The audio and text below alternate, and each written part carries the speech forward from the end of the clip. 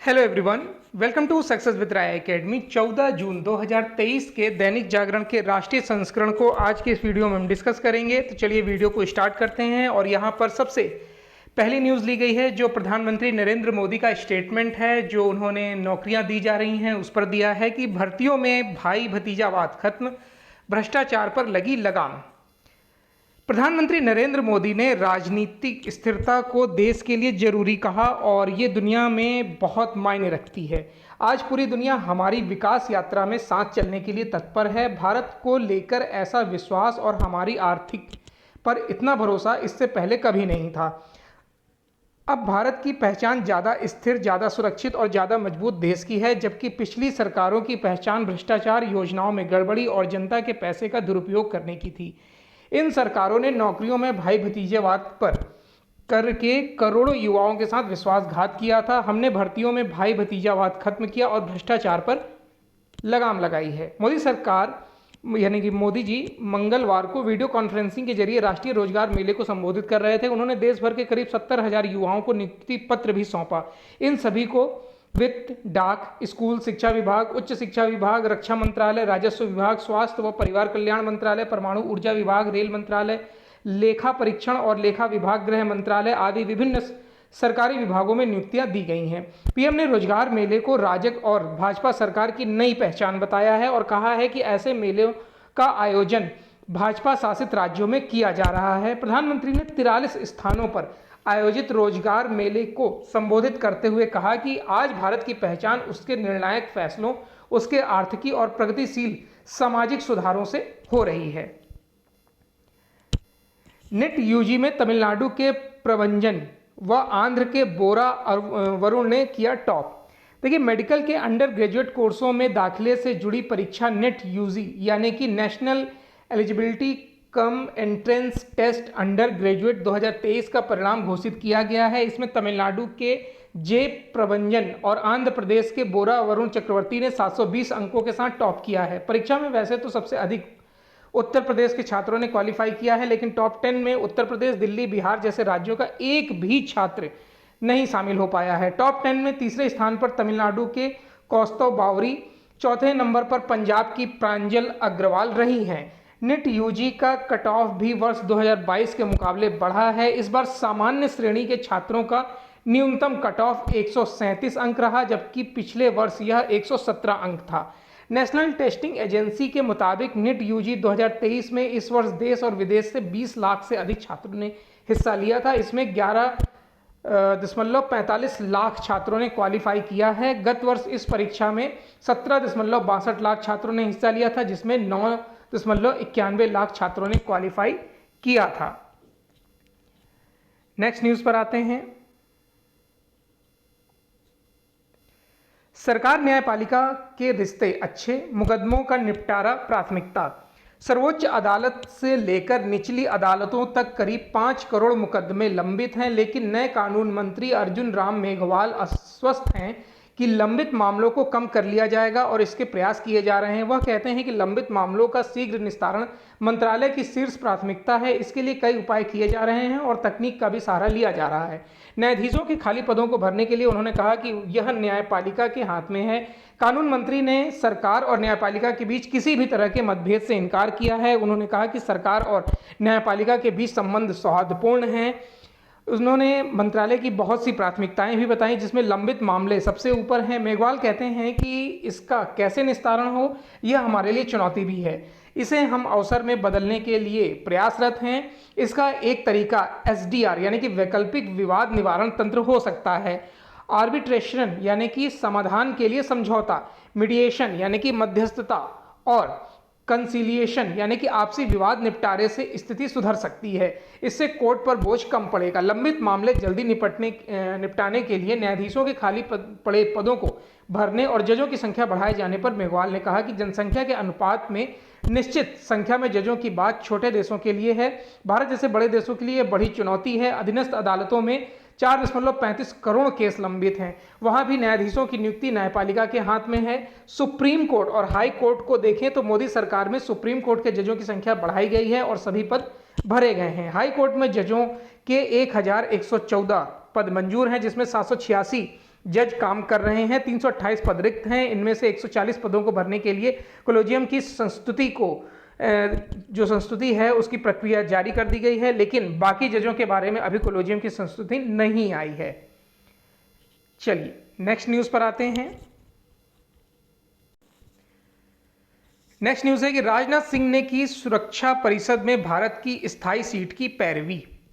रक्षा मंत्री राजनाथ सिंह ने भारत को सुरक्षा परिषद का सदस्य बनाने का आह्वान करते हुए कहा कि जब दुनिया का सबसे अधिक आबादी वाला देश भारत संयुक्त राष्ट्र सुरक्षा परिषद के स्थायी सदस्य की सीट नहीं पाता है तो यह संयुक्त राष्ट्र की नैतिक वैधता को कम करता है। इसलिए अब समय आ गया है कि संयुक्त राष्ट्र के निकायों को और अधिक लोकतांत्रिक और वर्तमान की वास्तविकताओं का प्रतिनिधि बनाया जाए। रक्षा मंत्री संयुक्त राष्ट्र शांति स्थापना अभियानों के 75 साल पूरे होने के मौके पर राजधानी दिल्ली में आयोजित एक संगोष्ठी को संबोधित कर रहे थे। इस दौरान संयुक्त राष्ट्र के रेजिडेंट कोऑर्डिनेटर सोम्बी शॉर्प भी वहां मौजूद थे। उनके सामने राजनाथ सिंह ने कहा कि जब हम अतीत को याद करते हैं तो हमें भविष्य की ओर भी देखना चाहिए। पूरे संयुक्त राष्ट्र पारिस्थितिकी तंत्र को देखना भी महत्वपूर्ण है। साथ ही इसमें सुधार के लिए क्या किया जा सकता है, इस दिशा में भी कदम उठाए जाने चाहिए। नेक्स्ट न्यूज है कि भारत और मालदीव के बीच अल्मोड़ा में संयुक्त सैन्य अभ्यास शुरू। भारत और मालदीव के बीच 12वां संयुक्त सैन्य अभ्यास एक्स एक्वेरियन उत्तराखंड के चौबटिया में शुरू हो गया है। यह 24 जून तक चलेगा। इसका उद्देश्य counter emergency counter terrorism operation में परस्पर सहयोग को बढ़ाना और संयुक्त मानवीय सहायता व आपदा राहत कार्यों को पूरा करना है। भारतीय सेना और मालदीव राष्ट्रीय रक्षा बल की एक पलटन 14 दिनों तक चलने वाले संयुक्त सैन्य अभ्यास में हिस्सा ले रहे हैं। इससे पूर्व अभ्यास का 11वां संस्करण दिसंबर 2021 में मालदीव में आयोजित किया गया था। दोनों देशों के बीच रक्षा सहयोग संयुक्त अभ्यास से लेकर रक्षा प्रशिक्षण और उपकरण आवश्यकताओं के साथ मालदीव की सहायता करने तक है। दोनों देशों के बीच आर्थिक, सांस्कृतिक और सैन्य सहयोग में मैत्रीपूर्ण संबंध हैं। एक्स एक्वेरियन दोनों देशों के बीच इन संबंधों को और मजबूत करने में मदद करेगा। अग्निशमन सेवा का होगा आधुनिकीकरण, राज्यों को 5,000 करोड़ रुपए देगा केंद्र। देश भर में अग्निशमन सेवा का विस्तार और आधुनिकीकरण किया जाएगा। केंद्र सरकार इसके लिए राज्यों को 5,000 करोड़ रुपए की सहायता देगी। आपदा प्रबंधन पर राज्यों के मंत्रियों के साथ बैठक के दौरान केंद्रीय गृह मंत्री अमित शाह ने इसकी जानकारी दी है। उन्होंने बताया कि इसके अलावा केंद्र ने मुंबई, चेन्नई, कोलकाता, बेंगलुरु, हैदराबाद और पुणे में बाढ़ के खतरों को कम करने के लिए 2500 करोड़ रुपए की परियोजनाओं का भी ऐलान किया है। शाह ने कहा कि भूस्खलन के जोखिम वाले 17 राज्यों और केंद्र शासित प्रदेशों की पहचान की गई है। इसके खतरे को कम करने के लिए 825 करोड़ रुपए की परियोजना तैयार की गई है। शाह ने 2047 के लिए प्रधानमंत्री नरेंद्र मोदी के विजन के अनुरूप आपदा प्रबंधन की तैयारी करने पर जोर देते हुए कहा कि हमारा प्रयास होना चाहिए कि एक भी व्यक्ति की जान आपदा के कारण ना जाए। शाह ने बताया कि किस तरह से मोदी सरकार ने पिछले 9 सालों में आपदा प्रबंधन को राहत केंद्रित से early warning system, prevention, mitigation की ओर ले जाने का काम किया है। उन्होंने कहा कि देश में अग्निशमन सेवा के विस्तार और उसे आधुनिक बनाने की जरूरत है। उन्होंने केंद्र के मॉडल फायर बिल को अपनाने और सभी राज्यों में एक समान कानून बनाए जाने पर जोर दिया है। आंधी और बिजली गिरने की घटनाओं के बचाव के लिए एक कार्यबल योजना राज्यों को प्रेषित की गई है। सीमा बल अपने क्षेत्र में नहीं होने दें अतिक्रमण, एजेंसियों को करें सूचित। पाकिस्तान, बांग्लादेश और अन्य पड़ोसी देशों की सीमा पर तैनात सीमा सुरक्षा बलों को अपने अपने क्षेत्र में अतिक्रमण पर रोक लगाने और राष्ट्रीय सुरक्षा के लिए खतरा बनने वाली संदिग्ध गतिविधियों को निगरानी करने के निर्देश दिए गए हैं। यह जानकारी सूत्रों ने मंगलवार को दी है।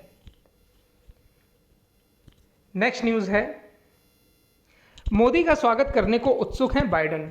प्रधानमंत्री नरेंद्र मोदी अगले हफ्ते अमेरिका के दौरे पर जा रहे हैं। इस दौरे से ठीक पहले अमेरिका के राष्ट्रीय सुरक्षा सलाहकार जैक सुलिवन मंगलवार को भारत पहुंचे। उन्होंने प्रधानमंत्री नरेंद्र मोदी की आगामी राजकीय यात्रा पर कुछ आशाजनक टिप्पणियां की हैं। सुलिवन ने प्रधानमंत्री मोदी से भी मुलाकात की। जैक सुलिवन ने प्रधानमंत्री मोदी को द्विपक्षीय सहयोग के विभिन्न क्षेत्रों में हुई प्रगति के बारे में जानकारी दी। उन्होंने बताया कि अमेरिकी राष्ट्रपति जो बाइडेन राजकीय यात्रा पर प्रधानमंत्री का स्वागत करने के लिए उत्सुक हैं। इस दौरान प्रधानमंत्री मोदी ने कहा कि वह राष्ट्रपति बाइडेन के साथ आपसी हित के द्विपक्षीय, क्षेत्रीय और वैश्विक मुद्दों पर उपयोगी यात्रा और आकर्षक बातचीत के लिए उत्सुक हैं।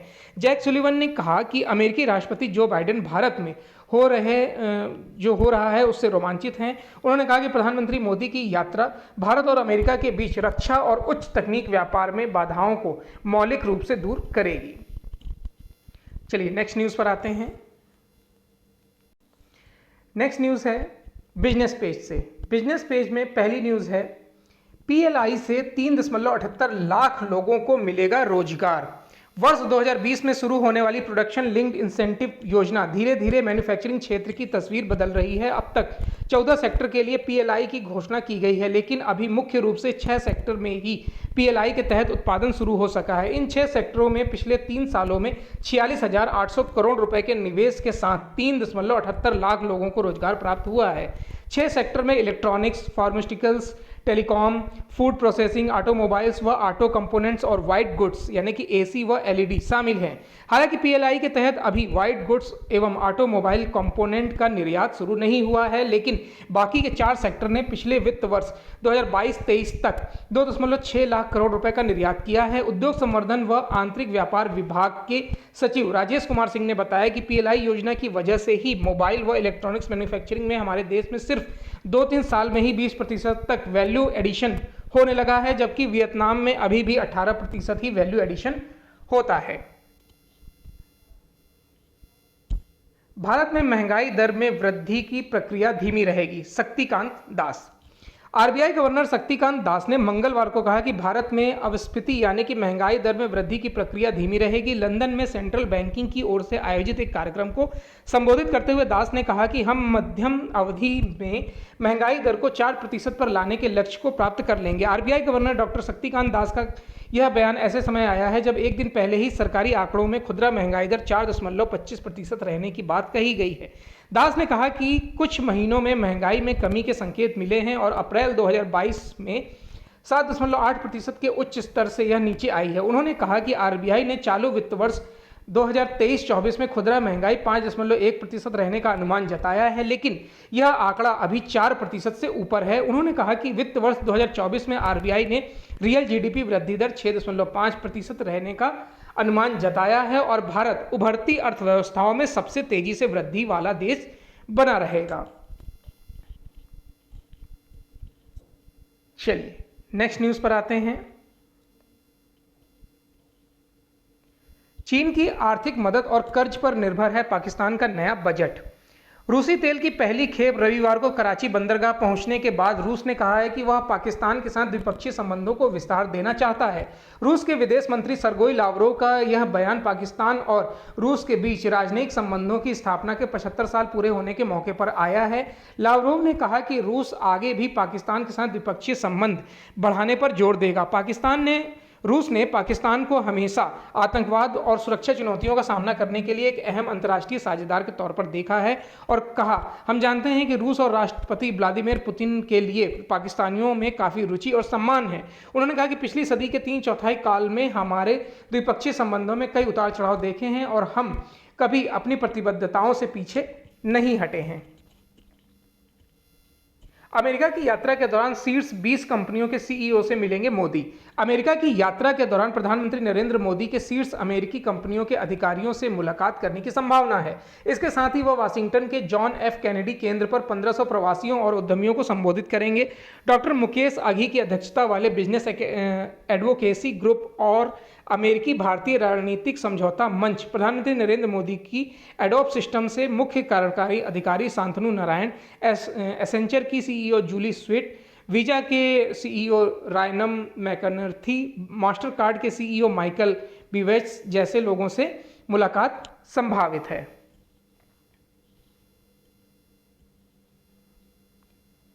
चलिए, तो ये आज का 14 जून 2023 का दैनिक जागरण का राष्ट्रीय संस्करण था। आई होप आपको वीडियो अच्छा लगा होगा। अगर वीडियो अच्छा लगा हो तो लाइक और शेयर कर दीजिएगा। वीडियो देखने के लिए धन्यवाद।